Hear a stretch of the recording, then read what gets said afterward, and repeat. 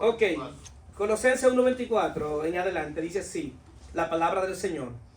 Ahora me gozo en lo que padezco por vosotros y cumplo en mi carne lo que falta de las aflicciones de Cristo por su cuerpo, que es la iglesia, de la cual fui hecho ministro según la administración de Dios que me fue dada para con vosotros, para que anuncie cumplidamente la palabra de Dios, el misterio que había estado oculto desde los siglos y edades, pero que ahora ha sido manifestado a sus santos, a quien Dios quiso dar a conocer las riquezas de la gloria de este misterio entre los gentiles, que es Cristo en vosotros la esperanza de gloria, a quien anunciamos, amonestando a todo hombre y enseñando a todo hombre en toda sabiduría, a fin de presentar perfecto en Cristo Jesús a todo hombre, por la cual también trabajo, luchando según la potencia de Él, la cual actúa poderosamente en mí. La palabra del Señor está bendecida. Vamos a estar predicando bajo el tema Cristo en vosotros la esperanza de gloria.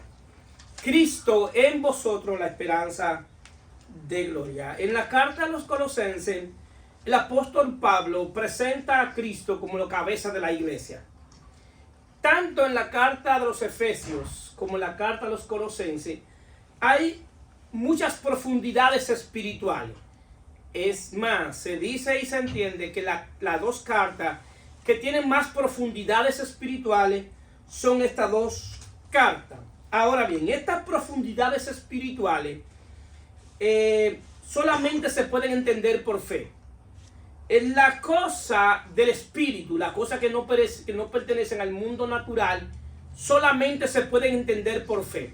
Por eso en Hebreos 11:3 dice que por la fe entendemos, es decir, que la fe en Jesucristo nos da entendimiento de aquellas cosas que no se ven a simple vista. Entonces, ¿qué pasa? Dios es quien le revela al apóstol Pablo esas cosas que no se ven, que solamente se pueden entender por fe. Que aunque están en las Sagradas Escrituras, solamente cuando tenemos fe en Jesucristo y ponemos la mirada en Jesucristo, es que podemos entender eso que Dios había estado oculto, eso que Dios se había propuesto. Y ahora bien, podemos ver que Dios en Cristo tiene un propósito eterno. Este propósito eterno se puede decir que Dios tenía un anhelo, que Dios tenía un deseo, y el anhelo de Dios era tener muchos hijos con la imagen de su hijo. Pero al mismo tiempo el hijo quería tener muchos hermanos y también quería tener una esposa en términos espiritual. Hoy sabemos que la esposa de Cristo es la iglesia. Entonces, ahora bien, pero también ese propósito nos enseña que el Espíritu Santo quería tener una morada. Entonces, el Espíritu Santo haciendo morada en el hombre hace posible el propósito eterno del Padre y del Hijo. ¿Cuántos están aquí? Amén. Entonces, ¿qué sucede? Hay algo que también podemos ver en las Escrituras, que es que el propósito eterno de Dios en Cristo no era exclusivamente para una nación, sino para la raza humana completa. Es decir, que no solamente era el pueblo Israel, sino que Dios tenía un propósito con la raza humana completa. Y también podemos ver en este propósito que la iglesia no es el plan B de Dios. La iglesia siempre estuvo en el eterno propósito de Dios. Es decir, que la iglesia tiene una naturaleza eterna. Es decir, la iglesia no es terrenal. La iglesia es celestial y proviene de lo eterno. Ahora bien, ¿qué es un misterio? Un misterio son cosas que estaban ocultas, que solamente se pueden entender por la revelación del Espíritu de Dios. Si este misterio está ahí, pero usted no lo ve. Sí, pero siempre ha estado ahí. Ahora, ¿cuándo yo comienzo a verlo? Cuando el Espíritu de Dios trae luz al entendimiento y ahora yo puedo leer y ver lo que Dios está diciendo. Sabemos, y está claro, que el apóstol Pablo estaba preso cuando escribe esta carta. Es una de las cartas que se le llama la carta de la prisión. Pablo estaba en una condición no muy agradable físicamente, pero estaba lleno de gracia, lleno del poder de Dios para poder escribir estas cartas. Ahora bien, cuando él se entera lo que está sucediendo en la iglesia de Galacia, de Colosenses, y es que los colosenses eran bien fuertes en su fe. Era una iglesia que se había fundado, pero no le fundó Pablo. Ahora, él se entera en la cárcel de que la iglesia está siendo debilitada por la fe, por algunas enseñanzas que afectan la fe.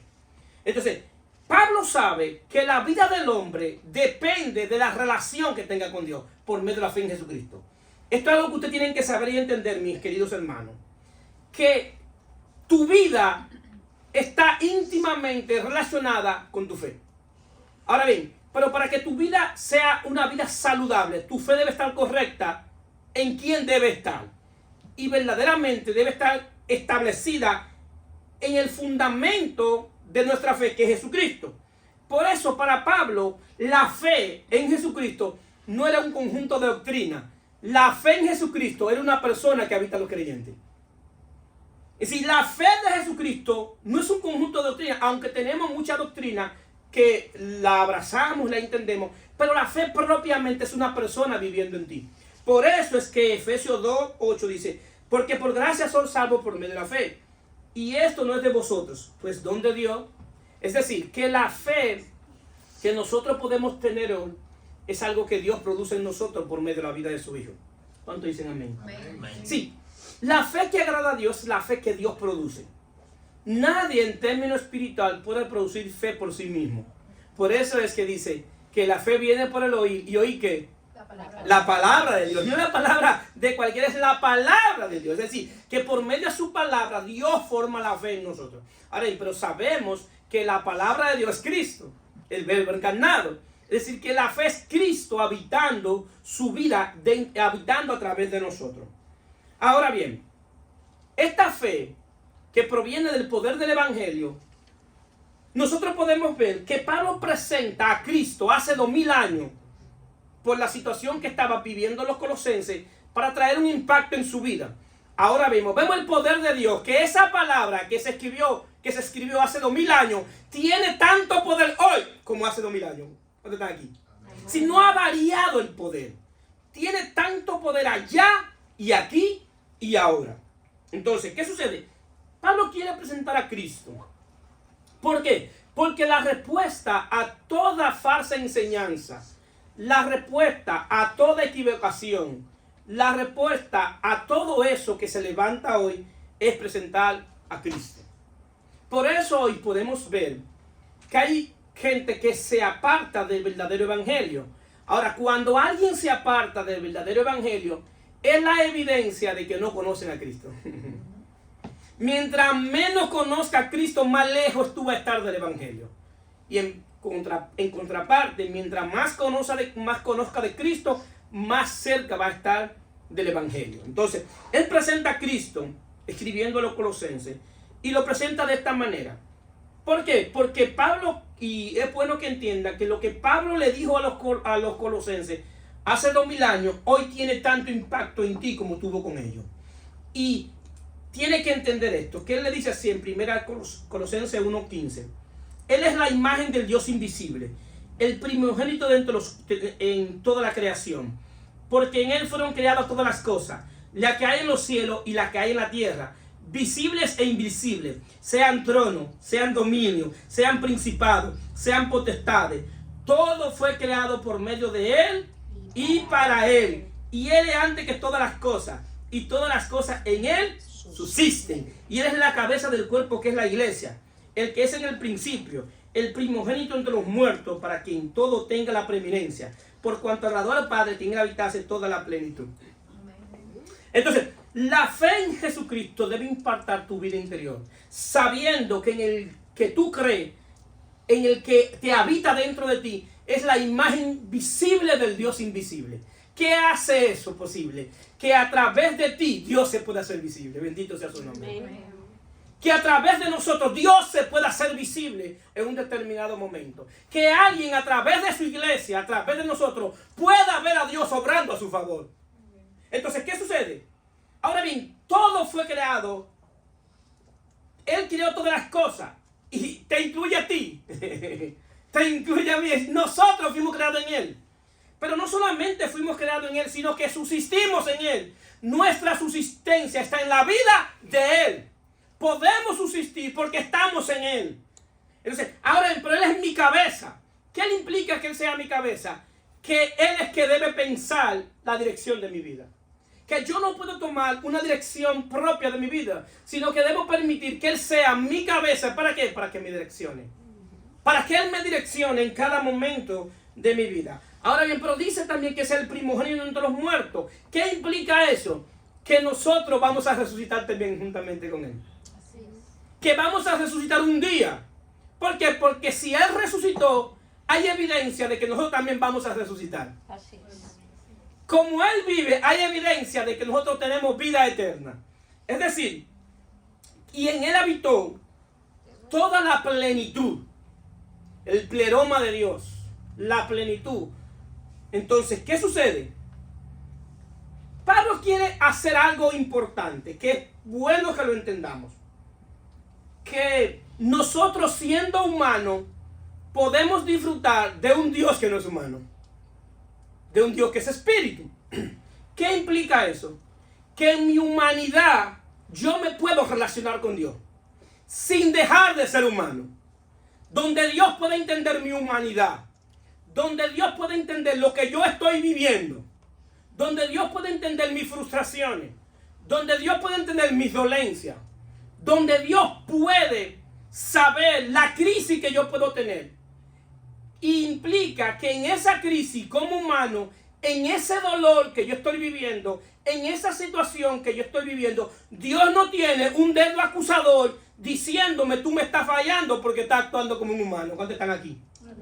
Es decir, hay dos cosas que a mí marcaron mi vida. Una de ellas fue que cuando yo me arrepentí, me enseñaron y me dijeron que yo tenía que demostrarle a Dios cuánto lo amaba. Y que tenía que, aunque yo estuviera bien cansado, sin importar mi situación, yo tenía que buscar su presencia y estar al lado de Él. Y un día me recuerdo que yo había trabajado tanto y estaba tan cansado, que cuando me acosté me levanté más cansado de lo que estaba. Y como yo tenía que demostrarle cuánto amaba a Dios, yo me levanté y me hinqué a orarle, porque yo tenía que demostrarle que aún estando cansado, yo tenía que buscarlo para demostrar que le amaba. Amén. ¿Qué sucede? Hay un asunto en esto, que cuando yo me hinco y comienzo a orar, entro en un éxtasis y siento algo que me pasa la mano y escucho la voz del Espíritu que me dice: descansa, mi hijo, que yo sé que tú estás cansado. El Dios se está identificando conmigo como humano, aunque Él no es humano. ¿Qué implica esto? Que en tu humanidad Dios te entiende. Que en tu humanidad Dios no te está acusando. Es más, lo que implica eso, que en tu humanidad Dios te da descanso. ¿Cuántos están aquí? Dios te hace descansar en ese momento. Entonces Pablo quiere hacer entender a ellos, a los colosenses, el poder de Dios operando en nosotros, un poder de Dios que es espíritu operando en nosotros. El problema que había en la iglesia de Colosa, habían tres problemas fundamentales, y el más peligroso era lo que enseñaban los gnósticos. Los gnósticos enseñaban que Dios era tan santo que no podía habitar en un cuerpo humano. También había problemas de legalismo y también había problemas de misticismo. Son los tres de los grandes problemas. Y hay grandes problemas hoy dentro de la iglesia. La iglesia muchas veces quiere vivir por medio de experiencia mística. Y muchas también quieren vivir estableciendo un legalismo, o que nosotros vivamos a través de cumplir leyes para poder acercarnos a Dios. Entonces, ¿qué sucede? Dios dice en Génesis, la Biblia dice en Génesis 6:3, y dijo Jehová: no contenderá mi espíritu con el hombre para siempre, porque ciertamente él es carne, mas será su día 120 años. Dios dice, después que el hombre peca, que no va a contender más con el hombre. ¿Por qué? Porque el hombre es carne y es espíritu. Pero eso Dios lo dice en Génesis 3. Dios, para revocar esa palabra, lo que hizo, que él mismo se encarnó. El Dios que es espíritu se encarnó en un cuerpo de carne, en su Hijo Jesucristo. ¿Qué implica esto? Que si el evangelio hoy tiene sentido, es la encarnación. Lo que le da sentido al evangelio es la encarnación. Sin el evangelio, sin Dios habiéndose encarnado, el evangelio no tiene sentido. ¿Por qué? Porque ahora Dios encarnado en su Hijo, cuando se encarnó en un cuerpo de carne, puede identificarse con las dolencias del ser humano, con las dolencias del hombre como humano, y puede identificarse. Dios antes, antes de encarnarse, solamente podía trabajar con el hombre de manera espiritual, pero ahora Dios puede trabajar de manera espiritual y de manera humana. Es decir, que en medio de la crisis, que es producto de mi naturaleza humana, Dios puede trabajar a través de su espíritu para sanar esa condición. ¿Cuántos están aquí? Amén. Sí, Dios puede hacer cosas extraordinarias en nosotros. Dios, aún como humano, tiene gracia, paciencia y misericordia con nosotros. Entonces, ¿qué sucede?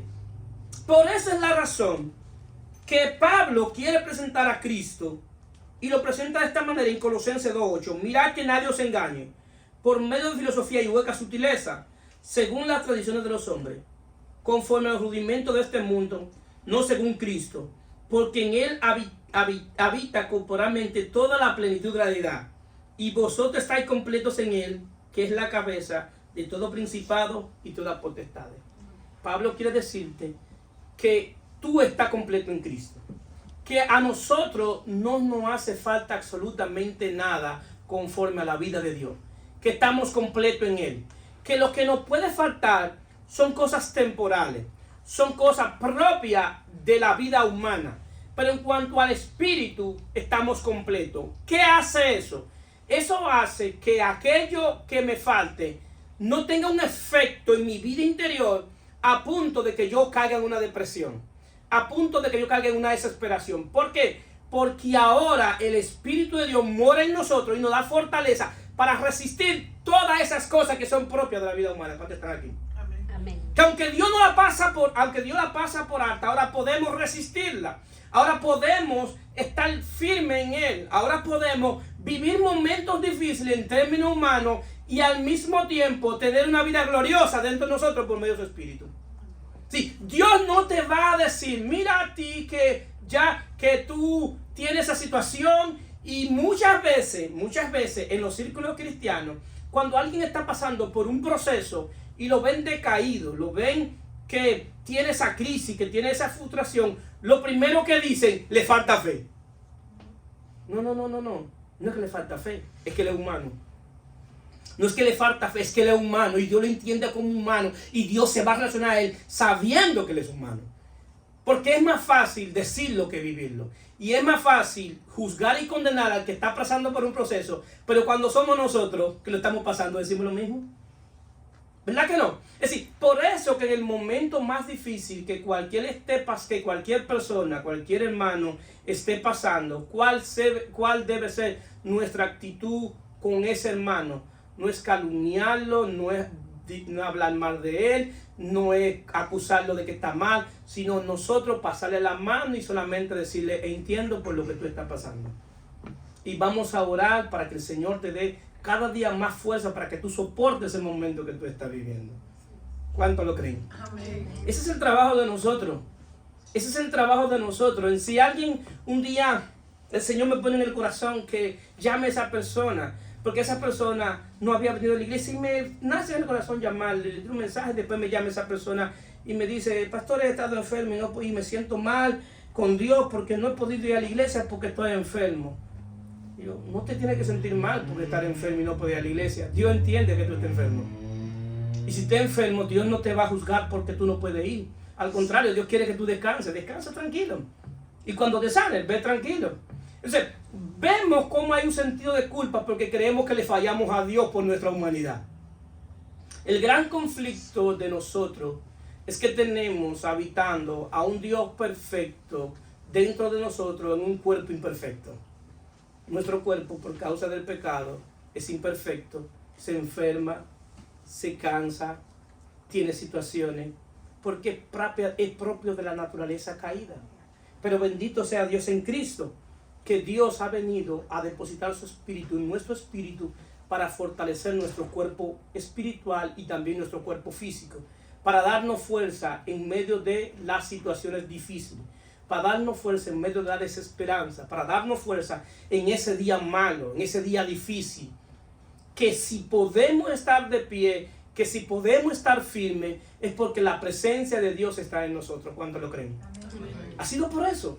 Si no ha sido porque hemos sido fuertes, ha sido porque Él es fuerte y Él nos habita.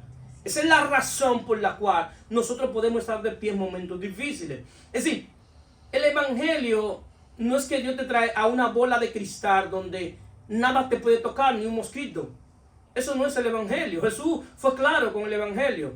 En el mundo tendréis aflicciones, pero tener paz, pero confiar, porque yo he vencido al mundo. Es decir, nos está diciendo que en el mundo tenemos aflicciones y tendremos las mismas aflicciones que tienen aquellos que no son creyentes. La diferencia es que ellos no tienen esperanza. La diferencia es que esas aflicciones que ellos tienen lo están quitando el sueño, le están quitando el ánimo de vivir, le están quitando todo su ser, piensan que su vida se fue. La diferencia de nosotros es que cuando nosotros tenemos esa aflicción, la presencia de Dios está con nosotros.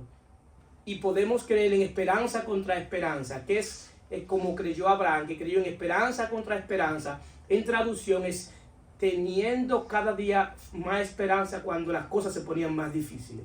Es decir, que cuando las cosas se van poniendo más difíciles en ese proceso de nuestra humanidad, la esperanza en Dios va creciendo dentro de nosotros. No porque nosotros la producimos, sino porque la presencia de Dios la produce en nosotros. Bendito sea su nombre. Es decir, es Él que lo está produciendo en nosotros. Ahora bien, para los judíos, Dios estaba muy lejos. Y ellos no podían entenderlo, no podían conocerlo. Y ellos no entendieron que ellos eran solamente una parte del propósito eterno de Dios. Y todo lo que Dios quería hacer desde antes de la fundación del mundo, lo escondió en lo que Pablo dice misterio, en esas cosas que están ahí pero que no se ven a simple vista. Entonces nosotros podemos ver que Dios escondió esos misterios a través de tipo, sombra y figura. Nosotros podemos ver que Dios llama a un hombre llamado Abraham, pero de ese hombre forma una familia, de esa familia forma una nación. Ahora bien, ¿para qué Dios hizo eso? Llamar a un hombre para formar una familia, para formar una nación. Simple y sencillamente para guardar, proteger una simiente. Para proteger una simiente, que es la simiente de Cristo. Y por eso, en Génesis 22:18, Dios le dice a Abraham: en tu simiente serán benditas todas las naciones de la tierra, por cuanto obedeciste mi voz. Y después Pablo, escribiéndole a los Gálatas, le dice que esa simiente que Dios está hablando es Cristo. Es la simiente de Dios. Entonces la bendición más grande que puede tener un ser humano en esta tierra es la simiente de Dios en la persona de Jesucristo habitando en nosotros. Esa es la bendición más grande. En el Nuevo Testamento, cuando la Biblia habla de bendición, está ligada a cosas espirituales. Y las añadiduras están ligadas a cosas materiales. Podemos tener muchas añadiduras en términos materiales, pero verdaderamente lo que tiene valor en nuestra vida es la simiente de Dios habitando en nuestro espíritu. ¿Cuántos dicen amén? Entonces, ¿qué sucede? Esa simiente es Cristo. Para poder entender el tema o el título de lo que estamos predicando hoy, tenemos que irnos al principio, al Edén, cuando Adán pecó. Cuando Adán peca, lo que Adán perdió fue la gloria de Dios. La gloria de Dios es la belleza de su espíritu. ¿Por qué? Porque su espíritu revela su carácter, lo que Él es. Dios se revela en espíritu y a través de su espíritu Él revela su santidad, su amor, su bondad, su gracia, su misericordia. Entonces, Dios, esa es la gloria de Dios. Ahora bien, después que Adán pierde la gloria de Dios, ¿qué quiere hacer? Vestirse. Vestirse con hojas. Él mismo vestirse con hojas. ¿Por qué? Porque había perdido la gloria de Dios.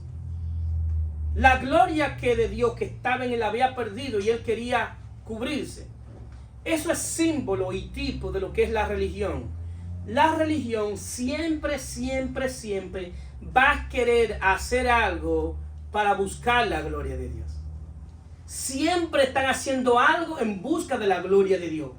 Y muchas veces quieren tapar su desnudez para que expresarle al mundo aquí está la gloria de Dios. Y la gloria de Dios está con nosotros porque tenemos un edificio grande. La gloria de Dios está con nosotros porque yo manejo un buen carro. La gloria de Dios está conmigo porque yo tengo buenos recursos económicos. Eso no tiene que ver nada con la gloria de Dios. La gloria de Dios verdaderamente está cuando el Hijo habita dentro del hombre. Cuando el Hijo de Dios habita dentro de nosotros, verdaderamente es la gloria de Dios. No tiene que ver con nada externo, tiene que ver con algo interno que está pasando dentro de ti. Entonces, ¿qué sucede? Ahí vemos entonces cómo el hombre quiere buscar hoja para justificarse y para encontrarse nuevamente con esa gloria. Pero podemos ver también otro misterio que está escondido ahí en Caín y Abel. Caín y Abel tienen que llevar cada uno una ofrenda. Y cada uno tiene que llevar una ofrenda. Pero ¿para qué querían llevar una ofrenda? ¿Quién le dijo a ellos que buscaran una ofrenda? Porque la Biblia no le dice en ningún momento que Dios les mandó a traerle ofrenda. Es decir, que ellos mismos, desde su corazón, nació el deseo de llevar una ofrenda. Pero ¿para qué querían llevar esa ofrenda? Cada uno estaban tratando de justificarse delante de Dios. Pero vemos a Caín que lleva lo que él produjo. Y vemos a Abel que lleva un cordero. Y Dios acepta el cordero. ¿Qué Dios está diciendo? Que de la única manera que el hombre vuelve a encontrarse con la gloria de Dios es cuando le traiga un cordero. Que a través de Cristo, que es el Cordero de Dios que quita el pecado del mundo. Que no es a través de lo que tú haces. Que aquí Dios no te valida por lo que tú haces, Dios te valida por lo que tú eres. Bendito sea su nombre. Si es lo que tú eres delante de Dios que valida delante de Dios, no es lo que tú haces. Por eso hay gente que está sumamente cansado buscando hacer algo para encontrarse con la gloria de Dios. Y están cansados y requete cansados. ¿Por qué? Porque están llevando el fruto de lo que ellos hacen. El que se ha topado con la gloria de Dios le lleva a Dios lo que mismo Dios produce. Sí, lo que Dios produce en mí es lo que yo le llevo. Si yo hoy puedo amar a Dios y ir donde Dios y decirle, te traigo mi amor a ti, es porque Él me amó primero. Es porque Él derramó su espíritu en mi espíritu. Es decir, que el amor que yo le voy a llevar hacia Él no es algo que yo produje, sino algo que Él produjo en mí. ¿Cuántos están aquí? Amén. Y yo voy a descansar en lo que Él está haciendo en mí. Porque no hay nada que yo pueda hacer fuera de Cristo que Dios acepte. Todo lo que Dios va a aceptar es lo que Él produce en mí. Bendito sea su nombre. ¿Qué hace eso? Que me da descanso. Me da descanso porque eso hace que yo no confíe en mi propia justicia.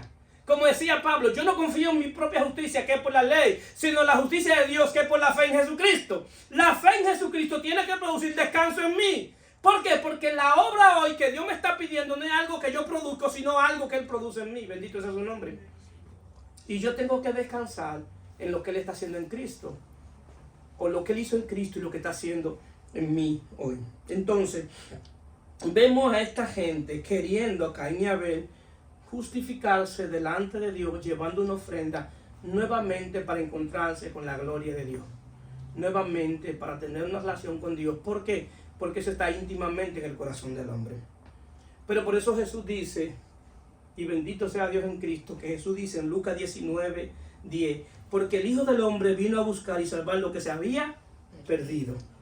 Lo que se había, Él vino a buscar, y lo que se había perdido era la gloria de Dios. Era la relación con Dios por medio del Espíritu. Eso era lo que se había perdido. Y eso es lo que Él vino a buscar y a salvar. Que nosotros hoy podamos nuevamente tener una relación con Dios. Entonces el misterio ya no es misterio, ya está revelado. Porque el misterio estaba en Cristo. Entonces vemos que desde el huerto del Edén, desde el jardín del Edén, Dios está escondiendo el misterio. Lo escondió en el sacrificio que Dios hace por Adán y Eva, que Él mismo hace un sacrificio y les pone túnica. Vemos entonces que el misterio estaba escondido en el sacrificio que llevó Abel, que era la sangre de un cordero. Entonces vemos entonces ese misterio que estaba escondido en Cristo, pero ya hoy no es un misterio. Ya yo debo vivir ahora por la fe en todo eso que ha dicho Dios de nosotros por medio de su Hijo. Ahora yo tengo que vivir, mi fe debe estar fundamentada en lo que ya Dios hizo en Cristo. Entonces, Pablo dice en Colosenses 1:24, ahora me gozo en lo que padezco por vosotros y cumplo en mi carne con lo que falta de la aflicción de Cristo por su cuerpo, que es la iglesia. de la cual yo fui hecho ministro según la administración de Dios que me fue dada para con vosotros, para que anuncie cumplidamente la palabra de Dios, el misterio que estaba oculto desde los siglos y edades, pero que ahora ha sido manifestado a sus santos. Es decir, Pablo quiere y dice que lo que él debe anunciar y lo que él le debe decir a la gente era el misterio que estaba escondido. Ese misterio que estaba en Cristo es lo que yo debo anunciar. Y ahora ese misterio ya no es misterio. ¿Por qué? Porque ahora ese misterio fue revelado a mi espíritu. Y ahora yo puedo ver a Cristo a través de las Escrituras. Ahora yo puedo ver qué es lo que Dios estaba pensando desde antes de la fundación del mundo. ¿Qué era lo que Dios me estaba diciendo desde el Antiguo Testamento? ¿Qué era lo que Dios me estaba diciendo a través de los hombres de Dios, de Abraham, de David, de los profetas? Yo ahora puedo ver todo lo que Dios me estaba diciendo. Ahora bien, pero vemos ahí nuevamente que aún Dios, hablándome a través de esos hombres, Dios muestra en las Sagradas Escrituras las fallas de esos hombres. ¿Cómo Dios puede presentar a David con todo lo que hizo David y decir al mismo tiempo que David era un hombre que tenía el corazón conforme al de Dios? ¿Cómo cabe eso en mi mente? En mi mente, viendo nosotros la historia de David y Dios decir que David tenía el corazón conforme al de Dios. ¿Por qué? Porque Dios lo entendía en su humanidad. Y en su humanidad, y en su defecto, y en su pecado, Dios estaba trabajando en David. Y así mismo pasa con nosotros, que hoy Dios, en nuestra humanidad, en nuestro defecto, en nuestra dejadez, en nuestra queja, en nuestras frustraciones, en todo lo que estamos viviendo, si tú crees en Jesucristo, Dios está trabajando en ti. Amén. Dios está haciendo algo en ti. En ti, en tu casa, en tu familia, en todo Dios está haciendo algo. Aunque tú entiendas y creas que no está pasando nada, si tú creíste, te aseguro que Dios está obrando. Amén. Y mientras más difícil que tú veas la situación, la exhortación es sigue creyendo. Así es. Sigue creyendo. Porque fiel es Dios. Y lo bueno que Dios es fiel. Y Dios no es fiel basado en mi fidelidad. Dios es fiel basado en su naturaleza. Bendito sea su nombre. Y eso es lo mejor, eso es lo que me llena de satisfacción. Que Él es fiel basado en su fidelidad. Porque si fuera fiel basado en mi fidelidad, me embromé. Me embromé. Si fuera basado en mi fidelidad. Porque a todo lo que estamos aquí, a veces se nos va la guagua. ¿Sí o no? Amén. Así es. Y aún así, nosotros fallándole y a veces no haciendo las cosas como Él nos pide, aún así Él permanece fiel. Amén. Porque Él no se puede negar a sí mismo. Entonces, ¿qué sucede? Esa es la razón para que Dios nos enseña a todos esos hombres. Y todos esos hombres que se mantuvieron firmes, aunque vivieron en momentos difíciles, en bajas y altas, murieron y partieron a la presencia de Dios. Y es tanta que aún así, en la carta de los Hebreos 11, habla de esos hombres como los héroes de la fe. Como los héroes de la fe. A un Moisés, héroe de la fe. A un hombre que Dios le dice, abra la roca y va a la golpea. Y Dios dice que es un hombre fiel. Y dice que mi amigo Moisés, que tu amigo, a un hombre que tú le hablaste, habla a la roca y él va y la golpea. Y tú le llamas a tu amigo, a un hombre que está contigo 40 días en la presencia tuya, y cuando vas y ve al pueblo haciendo lo que está haciendo, coge un pico y un enojo y rompe la tabla. Y tú le dices que es tu amigo. Sí, es mi amigo. Es mi amigo porque creyó en mí. Es mi amigo porque creyó en mí. Así que si tú has creído en Dios, Dios también te puede llamar amigo. Y no te veas en tus debilidades, vete en la fortaleza de Él. Porque si cada vez que nos vemos nuestras debilidades, nos vamos a ver derrotados. Pero si nos vemos en Cristo, nos vamos a ver victoriosos. ¿Cuántos lo creen? Amén. Porque es en Él que tenemos que vernos. ¿Por qué? Porque Dios nos ve en Él. Amados, es grandioso y es bueno tener fe en Dios. Y es bueno creer en Dios. Pero más grandioso es que Dios crea en ti. Eso es más grandioso. Que Dios crea en nosotros para ponernos a administrar cosas que son de Él y que son eternas. Aún viendo nuestras imperfecciones, Dios aún sigue creyendo. Y por gracia nos llama a hacer algo dentro del cuerpo de Cristo. Maravilloso es Él. Bendito sea su nombre. Bendito Es sea decir, su nombre. que no es tanto lo que tú crees en Él, es más poder lo que Él cree en ti. Que ha depositado cosas eternas en nosotros. Que ha depositado su espíritu en nosotros. ¿Para qué? Para Él cumplir su propósito. Es decir, es más lo que Dios confía en nosotros que nosotros confiamos en Él. Así es. Bendito sea su nombre. Es más la confianza de Él en nosotros que lo que nosotros confiamos en Él. Entonces, ¿qué pasa? Este misterio, Pablo dice en Efesios 3:4, que se puede entender leyendo y entendiendo. Leyendo y entendiendo. ¿Cuál sea el conocimiento del misterio? Es decir, que yo debo leer y entender qué es lo que Dios está diciendo. ¿Por qué es leyendo y entendiendo? Porque el alma se alimenta de lo que lee. Entonces yo necesito entender lo que estoy leyendo. Y necesito entender el misterio que estaba escondido de los siglos en Dios. Y eso fue lo que le pasó a los caminantes de Maús. Que el misterio que ellos estaban esperando estaba caminando con ellos y no lo entendieron. Pero Jesús tuvo que darle el entendimiento para que comenzaran a verlo a Él. Entonces, tú vas a leer y a entender cuando tú comiences a ver en las Escrituras a Cristo. Amén. Ahí tú vas a leer y a entender qué Dios está diciendo de su propósito y qué está diciendo de ti. Cuando yo lea cualquier carta, cualquier libro de la Biblia y entienda que el tema central de las Sagradas Escrituras es el Hijo de Dios. Así es. Ese es el tema central de las Escrituras. El tema central de las Escrituras no es el hombre. El tema central de las Escrituras es Cristo. Es Cristo. Entonces, ahí es que yo voy a poder entender. Entonces, ahora bien, este misterio no es un misterio simple. Pablo dice en el 27, a quien Dios quiso dar a conocer las riquezas de la gloria de este misterio entre los gentiles, que es Cristo en nosotros, la esperanza de gloria. Es decir, que este misterio tiene riquezas espirituales. Hay unas riquezas espirituales.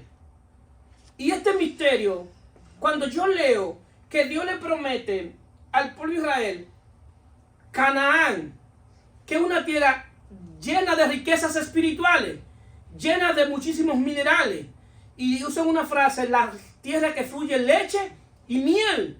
¿Por qué? Porque había mucha riqueza en ese territorio. Ahora, ¿qué Dios está diciendo? Que en Cristo Jesús, porque Canaán simboliza la nueva vida en Cristo. Eso es lo que simboliza Canaán. ¿Qué es lo que está diciendo? Que la nueva vida en Cristo está llena de riquezas espirituales. Que tu vida en Cristo está llena de riquezas espirituales. Que se traducen en inteligencia espiritual, sabiduría espiritual, conocimiento espiritual, revelación de conocimiento de Él, poder escucharlo a Él, poder hablar con Dios y tú saber que Dios te escucha, y no solamente que te escucha, que Dios es capaz también de responderte. Bendito sea su nombre. ¿Qué en esta vida tiene más valor que tú tener una relación con un Dios que tú le hables y te escuche y te contesta? Así es. Yo quiero que alguien me diga qué riqueza más grande de que en medio de tu situación que tú estás viviendo, Dios sea capaz de anunciarte y decirte algo que va a pasar o algo que está pasando. Como dice el día pasado con el hermano Junior, que le dio una palabra y el hermano Junior y ya estaba preparado para lo que venía. ¿Por qué? Porque Dios se lo comunicó. Ahora, ¿qué tiene más valor que eso en esta vida? No hay nada que se pueda comparar con eso, querido hermano. Que en el momento más difícil de tu vida, Dios te está demostrando que está contigo dentro de tu humanidad. Que en el momento más difícil de tu vida, que quizás tú no lo escuchas, que tú estás frustrado, que tú no lo ves, Dios te rodea de personas al lado tuyo que manifiestan el amor, la gracia de Dios para tu vida. ¿Cuánto lo creen? Amén. Eso, señores, si nosotros comenzamos a evaluar lo que verdaderamente tiene valor, el gran problema de nosotros es que nosotros le hemos dado tanto valor a cosas que perecen con el uso, que no logramos abrazar y entender las cosas que son eternas y las cosas que vienen de Dios. Porque hay favores de Dios a nuestra vida que no son muy grandes como lo vemos, pero con pequeñas cosas es una bendición de Dios. Es una bendición de Dios ver nuestros hijos crecer, ver nosotros poder producir para sostenerlos, ver que hoy nosotros podemos darle a ellos lo que no tuvimos nosotros, ver que nosotros vivimos quizás con muchísimas precariedades en nuestra niñez y pensábamos que esa era la vida, y pensábamos que esa era la vida, y hoy nosotros podemos producir para poder sustentar y bendecir a nuestros hijos. ¿Tiene o no valor eso? Poder darle un techo a los nuestros, Porque quizás nuestros padres querían darle un techo, pero no pudieron dárselo. No porque no querían, sino porque no podían. Y hoy nosotros podemos dárselo. Quizás yo que quise comprar algo material y no me pudieron comprar. Y hoy yo puedo comprar solamente. Eso tiene valor. Pero no es lo material, sino el favor de Dios que me permite trabajar, me da salud. ¿Para qué? Para yo poder producir. Bendito sea su nombre. Eso tiene un valor. Tiene más valor que cualquier cosa que ustedes puedan entender por ahí, señores. Entonces, ¿qué sucede? Ese es el misterio que estaba oculto. Ahora bien, esas son las riquezas espirituales. Ahora, ese misterio se las revela no al pueblo de Israel, sino a los gentiles. Y el misterio es que es Cristo en nosotros la esperanza de gloria. Es decir, dentro de mí es Cristo habitando en mí. Si la esperanza, la gloria que el hombre está buscando en la riqueza, en lo material, en la casa, el carro, la fama, los títulos, que nada de eso es malo, pero que el problema es que el hombre está buscando la gloria que se perdió en el Edén, la está buscando ahí. Y Pablo dice ahora, no, la gloria que ustedes están buscando no es ahí que está. La gloria que ustedes están buscando es Cristo en nosotros, la esperanza de gloria. Esa es verdaderamente la gloria que debemos buscar. Que Cristo habite en nosotros. Esa es la verdadera gloria. ¿Por qué? Porque la gloria que está afuera es pasajera. Pero la gloria que está dentro, que es Cristo, es eterna. Por eso Pablo dice, esta leve tribulación momentánea y pasajera produce en mí más un eterno peso de gloria. No mirando lo que se ve, sino lo que no se ve. Porque lo que se ve es perecedero, pero lo que no se ve es eterno. Es decir, que ese peso de gloria que está dentro de nosotros abarca lo terrenal y también lo eterno. Amén. Abarca que cuando yo parta de aquí, todavía esa gloria está con nosotros. Bendito sea su nombre. Amén. ¿Sabe qué? Que un día vamos a partir. El problema es que nosotros vivimos en nuestra vida creyendo que nunca vamos a estar de frente a nuestro Creador. Ese es el gran problema que tenemos los seres humanos. Que nunca vamos a estar frente a Él. Señores, y eso es una verdad que no podemos eludir. Que un día vamos a estar frente a Él.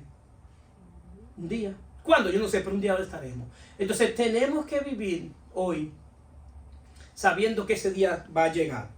Y que lo que hagamos en este cuerpo, lo que hagamos actualmente, va a trascender a lo eterno. Y no solamente va a trascender a lo eterno, sino que también va a trascender a nuestra familia.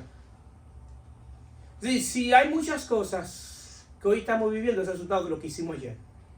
Pero bendito sea Dios en Cristo que nos perdonó y ahora hay cosas que podemos Dios cambiarla, porque Dios, la ventaja que nosotros tenemos, lo que hemos querido en Cristo, es que Dios cambia nuestra historia. Dios ha cambiado nuestra historia, Dios ha cambiado mi historia, no será tuya, pero Dios ha cambiado mi historia. Sí, ya no es lo mismo que pueden decir del Ariel que conocieron antes, hace 10 años. Quizá el que me conoció hace 10 años no me conoce hoy, pero no es gloria mía, es la gloria de Dios. Porque Él cambió mi historia. Entonces, así mismo Dios puede cambiar tu historia. Entonces, en el 28 dice, a quien anunciamos molestando a todo hombre y enseñando a todo hombre en toda sabiduría, a fin de presentar perfecto en Cristo Jesús a todos los hombres. Por lo cual también trabajo, luchando según la potencia de Él, la cual actúa poderosamente en mí. Queridos hermanos, vivimos en un cuerpo físico imperfecto, habitado por un Dios perfecto. Nuestra imperfección afecta nuestra vida, pero la perfección de Cristo nos ayuda en nuestras imperfecciones. Es difícil vivir en un cuerpo físico habitado por un Dios perfecto. Es un cuerpo imperfecto habitado por un Dios imperfecto. Pero, por un Dios perfecto. Ahora, ¿qué Dios quiere? Hacerme perfecto en todo lo que pertenece a la vida del Espíritu. Porque mientras en la etapa de la salvación del cuerpo físico es la última etapa de la salvación, dice la palabra que el Espíritu que levantó a Cristo de entre los muertos es el mismo Espíritu que vivificará nuestro cuerpo. Pablo lo dice así, Romanos 8:11, y si el Espíritu de aquel que levantó a Cristo de entre los muertos,